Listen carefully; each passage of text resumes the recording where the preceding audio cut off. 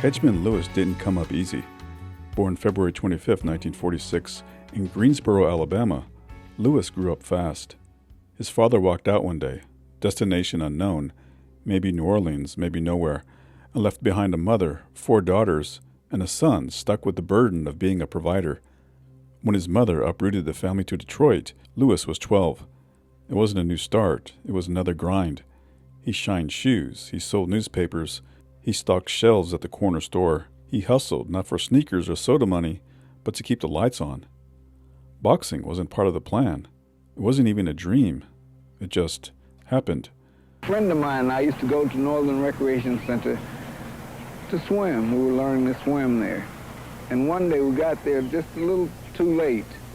And being, 11 or 12 years old, we were running through the halls making noise, and one of the attendants there, Mr. Poole, grabbed us by the nape of the neck and says, "Get your butt upstairs and see what you can do up there. There's something up there to do." So I got up there, and I found that boxing came pretty easy for me. I was good. Albert Smith and Duke Ellis were the first to recognize the rhythm in Lewis's fists. Under their guidance, he started collecting amateur titles the way kids collect baseball cards. Then came Luther Burgess, a former pro with an eye for talent, who took Lewis under his wing and brought him to Detroit's legendary Brewster Recreation Center. At Brewster, Lewis became something more than a local prospect. Still, you'd barely notice him unless he stepped into the ring. "He's a prince," Burgess said. "You ask any of the coaches about him, he's a gentleman. He never walks around with a big head or talks smart to people. He's very quiet. If he's in a room with all the other fighters, you won't know he's there." But make no mistake, when the gloves were laced, Lewis was no wallflower. He danced around opponents with slick footwork, fast hands, and a head for the sweet science. After graduating high school, he had his eyes set on learning a profitable skill set. He took night classes at the Detroit Institute of Technology while clocking full-time shifts at the Chrysler plant. Boxing, though, had other plans. In 1964, Lewis won the National Golden Gloves lightweight title. A year later, he captured the National AAU crown. Those wins weren't just trophies. They were passports. "I couldn't stand another day in the factory," Lewis said. "I'm quick with my feet and I'm quick with my hands, so why not put them to work?" And so he did. The soft-spoken kid from Brewster turned his back on the assembly line and stepped into the ring for good. Lewis turned pro in May of 1966, soon cutting his teeth on a gritty Detroit fight circuit. But fate, or maybe just good timing, had other plans. Eddie Futch, one of boxing's most revered trainers, happened to be passing through town on vacation when he caught wind of a kid with slick moves and fast hands. The tip came from Luther Burgess, Lewis's trainer and a former Futch protege. "The minute I saw him," Futch said, "I said, this is it. This is the one." There was just one problem. Lewis didn't want to leave Detroit. His family, especially his mother, was still there, and walking away wasn't easy. But Futch, with his soft voice and hard-earned wisdom, laid it out plain. If Lewis wanted to become something in this sport, he'd have to chase the opportunity. And the road west was the only one worth traveling. Futch had connections in Los Angeles, specifically with Del Jackson, a former boxer turned Hollywood hairstylist with a Rolodex full of bold-faced names. Jackson had recently launched January Fighters Incorporated, a syndicate of celebrity investors that included Chris Connolly, Robert Goulet, Bill Cosby, and Ryan O'Neal. O'Neal had already seen Lewis in action, watched him knock out one of his friends, Phil Garcia, in 3 rounds. When the chance came to back the young welterweight, O'Neal didn't hesitate. Lewis signed with January Fighters, and they made sure he could focus solely on the business of boxing. They paid his room and board, covered expenses, and gave him a $70 a week stipend, enough to keep the lights on while he trained. "I don't believe a fighter can get a better break than that," Lewis said. Futch took him to the quiet foothills of the San Jacinto Mountains. No nightlife, no distractions, just 2 men and a dream. It was isolation by design. Futch filled the hours with study sessions, queuing up grainy black and white footage of the greats. Carmen Basilio, Johnny Bratton, Kid Gavilan, and of course, Sugar Ray Robinson. And it paid off. With the syndicate backing him and LA matchmaker Mickey Davies guiding his progress, Lewis became a familiar presence at the Olympic Auditorium. The kid from Detroit had traded factories and fight clubs for film stars and packed arenas. Actor Ryan O'Neal became more than an investor. He became a friend, a running partner on the Malibu beach, and even cast Lewis in a few of his films. With the wins piling up, Lewis began to allow himself a few indulgences, a slick Mercedes in the driveway, a condo in Malibu with a view of the Pacific. But for Lewis, success wasn't measured in horsepower or oceanfront property.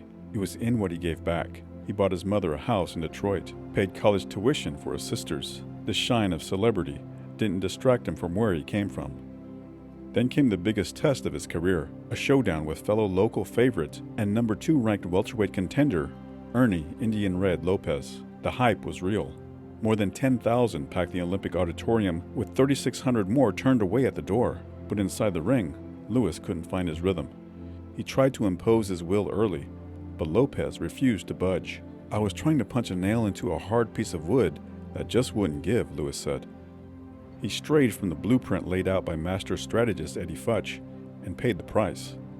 Lopez surged in the later rounds and stopped Lewis in the 9th.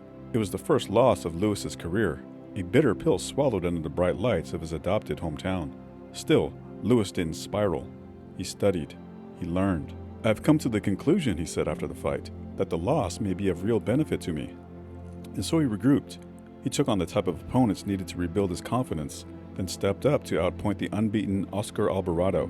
The stage was set for a rematch with Lopez, a fight trainer Futch billed as this era's version of Robinson versus LaMotta. Lewis, he said, was Sugar Ray. Lopez? Jake the Bull. This time, Lewis followed the plan.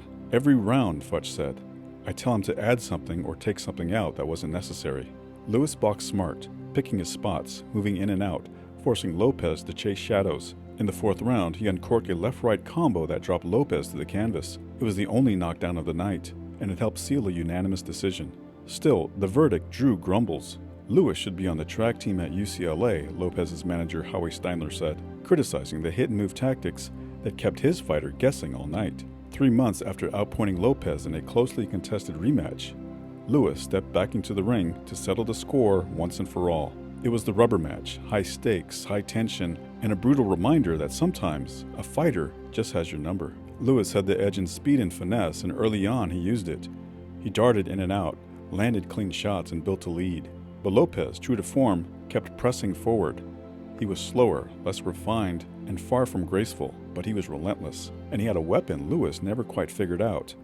A lead right cross. Strong, direct, and always coming from an angle Lewis struggled to anticipate. As the rounds wore on, Lopez started to find his rhythm. He swept the 7th, 8th, and 9th, grinding Lewis down with steady pressure. In the 9th, he shook Lewis badly, an early warning of the chaos to come. The 10th round began with the fight still up for grabs. But midway through, Lopez struck gold. A vicious right-left combination caught Lewis flush on the jaw. The crowd rose. Lopez, smelling blood, moved in. He poured it on, sharp rights, whipping lefts, forcing Lewis to retreat in survival mode. Against the ropes, Lewis was helpless. The fight was stopped. He went against orders, Futch said. All he had to do was box him in the 10th. But Lewis had once again tried to fight Lopez on his terms, and Lopez made him pay.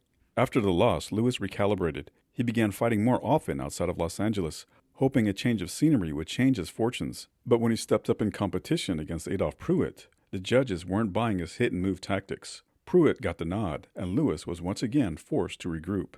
He strung together 4 straight wins, though none made much noise. Then came the call that every contender waits for.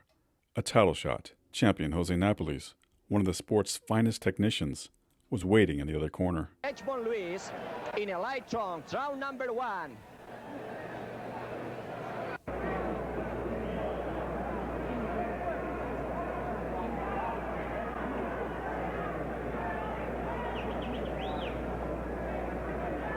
Well, this is round number 1 between Jose Mantequilla Napoles and Hedgemon Lewis. And we have with us here tonight a special guest. It's Mr. Mario Machado, the official voice for the forum. Mario, welcome tonight. Thank you very much, Luis. A flurry of blows. Napoles 145.5 pounds. Lewis 144 3/4. 5 perdidas, mientras que Hedgemon Lewis tiene 40 ganadas, 3 perdidas y un empate.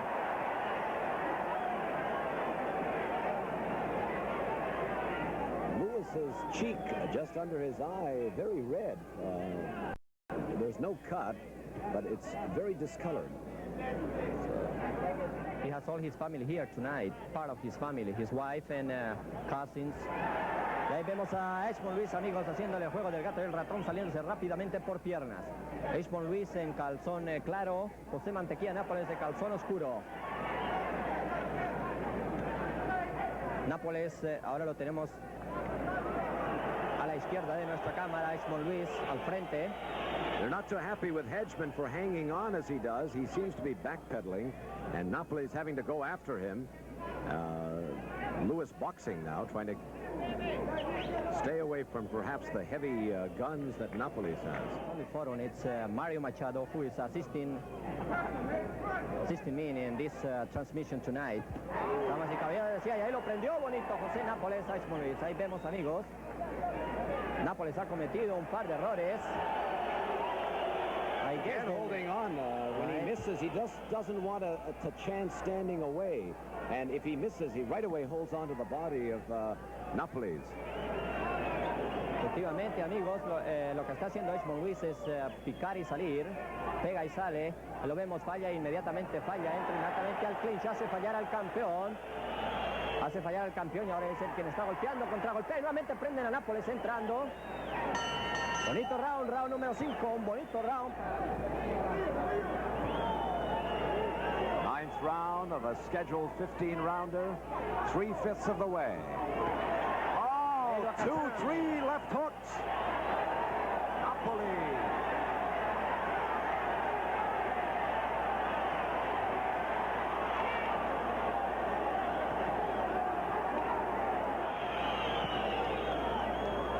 Going wild here, as we said, Luis, 7th and 8th round, maybe we're just gassing up for Napolis. Here he's really opening up. Efectivamente, Luis ha bajado la guardia totalmente, lo vemos en corto, mientras está recibiendo instrucciones de su esquina de mantenerse alejado y boxeando por piernas, pero creemos que el campeón ya le bajó la velocidad. Creemos que Luis ya le bajó la velocidad que Nápoles le bajó ya la velocidad a Luis y que este tiene que pararse a cambiar golpes con él, en lo cual por lógica tiene mucho más efectividad, más veteranía. Looks like he's very tired. He's not as light on his feet as he was. He doesn't bounce around. He's more flat-footed, although he does occasionally take that little bounce. It's been a long 12 rounds. Y amigos, ahí entró Nápoles y recibió otra izquierda entrando en precisamente el ojo que tiene averiado. Y ahora los dos ojos de Nápoles están lastimados. Sin embargo, la cortada del ojo derecho no implica mayor peligro. Es una ligera cortada. No implica ningún peligro. Ahí golpeó Nápoles bastante bien y Hedgemon respondió. Bastante cansado, vemos aquí a Hedgemon Lewis, pero bonita combinación, ahí prendió al campeón, sin embargo el campeón se está en las cuerdas, golpeando muy bien. Napoli's face more marked, his eyes puffy, still has that small cut on the side of his right eye. Lewis, very stoic look on his face, deadpan expression. Empezó a seguir a Nápoles, quien se vio un poquito movido por esa bonita combinación. 10 seconds remaining in this 13th round. 10 segundos, amigos, ya se prendieron los focos rojos.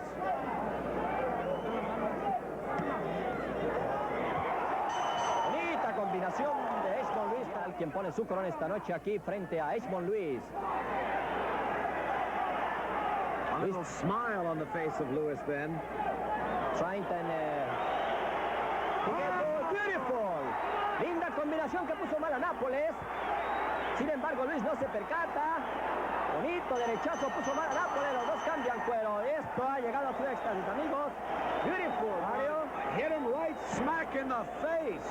He bared himself. Napoles looked right at... We'll see if we can catch that one punch just before the bell rang.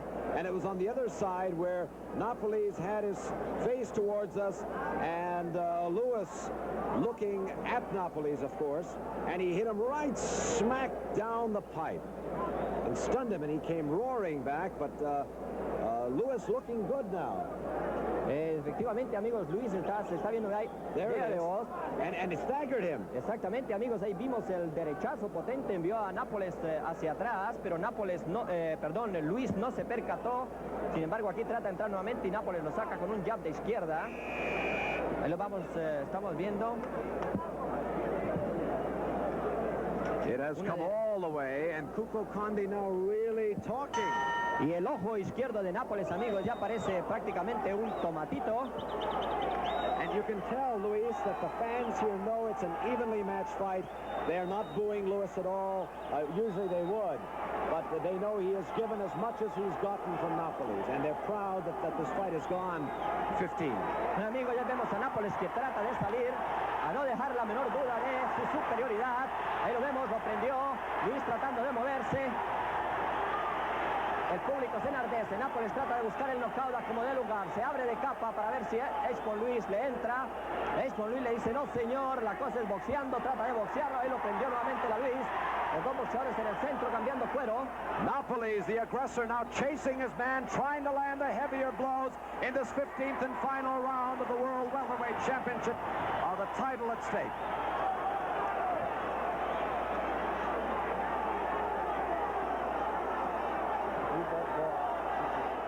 Hombres sabios no le daban mayor vida. Napoli struggling, trying to build up the points now to perhaps finish in style, and therefore perhaps get the nod of the judges with his last moment flurry here. Bueno, amigos, ya finalizó esta pelea. Decision. He's going to read the decision now. Mario Machado. The decision you've been waiting for. Judge John Thomas gives it 8-7. Judge Latka gives it 9-4. The referee, Larry Rosadia, gives it 8-6. Still the welterweight champion of the world, a winner by unanimous decision, Jose Mantequilla Napoli. It was very close, Futch said after. I would not have been surprised if we had won the decision. Lewis didn't hang his head. He went back to work. Shortly after the loss, he captured the New York State welterweight title, beating Billy Backus, a former world champion. Lewis didn't just beat him once. He doubled down, taking a rematch victory as well. The wins added fire to his cause. And his cause was clear. A rematch with Napoli's. He called for it, trained for it, he waited, and in 1974 he finally got it. But getting Napoli's in the ring again came with strings and high altitudes. Originally scheduled for Acapulco, the fight was moved to Monterey, 1,100 feet above sea level. Then, in what many saw as a cruel twist of gamesmanship, it was relocated once more to Mexico City, 7,800 feet in the sky. Lewis was given just 1 week's notice. The move left his camp scrambling. Conditioning at sea level wasn't going to cut it in Mexico City. The inside joke among observers was that Lewis would be the first fighter to ever get a nosebleed before he climbed into the ring. The rematch wasn't a barn burner early on. The opening rounds unfolded at a glacial pace, drawing boos from the restless crowd. But as the air thinned and the rounds wore on, Napoli's turned up the heat. He battered Lewis in the middle rounds, using sharp left hooks. Then Napoli's closed like a pro. In the crowd sat actor Ryan O'Neal, who had backed Lewis from the beginning. He'd brought along his young daughter Tatum, who had grown fond of the fighter over the years. The loss was so brutal it left a young girl in tears at ringside. As Tatum cried, Lewis left under a wave of boos and epithets from the Mexican fans. By the time Lewis stepped into the ring against Manda Muñiz, the writing was already scribbled on the canvas. It had been 4 months since the brutal loss to Napoli's. In that time, Lewis had begun planting his feet somewhere new, outside the ring. He'd earned a real estate license, spoken openly about opening his own office, and was already running a janitorial company with the fighter's wink of a name, First Round Maintenance. But boxing still had its pull, and when the long-rumored bout with Muñiz materialized, Lewis signed on. He entered as a 10-8 favorite, with talk of chasing Oscar Alvarado's junior middleweight crown if all went to plan. It didn't. Muñiz was all pressure and elbows, a storm of forward motion that Lewis never adjusted to. The slick boxer who had once danced and countered like a maestro was now recoiling and retreating, getting bullied across the ring. Ringside, young Tatum O'Neal was there again, shouting encouragement to the man she once watched with wonder. But Lewis, legs heavy, eyes distant, couldn't answer her call. He tired early, lost a unanimous decision, another step out the door. Lewis didn't quit, not yet. Instead, he poured more energy into his life after the bell. He opened an arcade in Los Angeles, dubbed Crazy Lou's, filled with pinball machines and pool tables. A different kind of hustle. But the ring never let go completely. He took fights as they came. In November of 1975, he squared off against the popular Carlos Palomino. A month later, manager Eddie Futch had already lined him up with top contender Harold Weston. Both fights were mirrors of each other. Lewis started strong, controlling the pace, only to fade in the later rounds. The judges called both draws, technical stalemates that felt like moral defeats. Still, his name carried weight, and names get title shots. This time, the dance partner was John Stracey, the new welterweight champion from Britain. And for a few rounds, Lewis looked like the old Lewis. He pumped his jab, made Stracey look foolish, clumsy, pedestrian. Then the late round fade returned. Round 9, just under 15 seconds.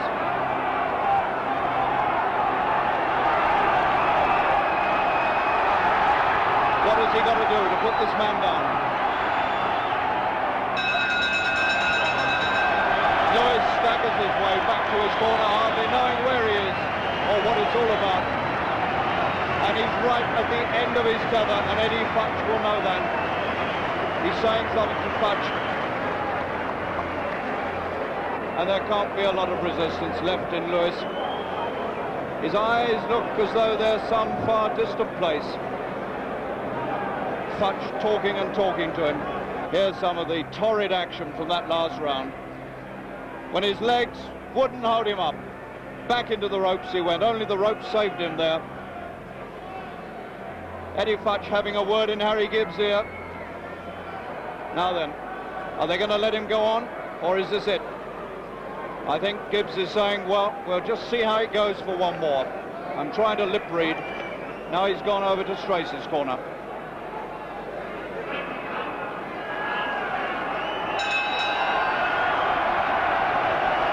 Could this be the fateful round? Stracey's first successful defense. He's got the man really at his mercy. Stracey threw one there while Harry Gibbs was trying to break him, and he got ticked off for it rightly.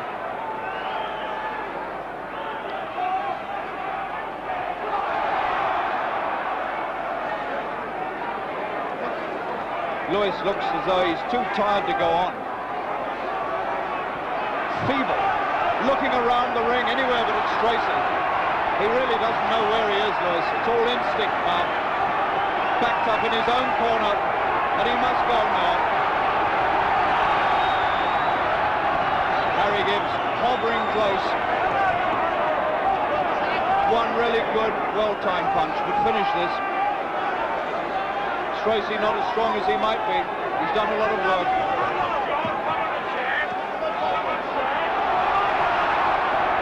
Still this incredibly brave and game challenger tries to box. And Stracey keeps having to come back at him. And he won't go down.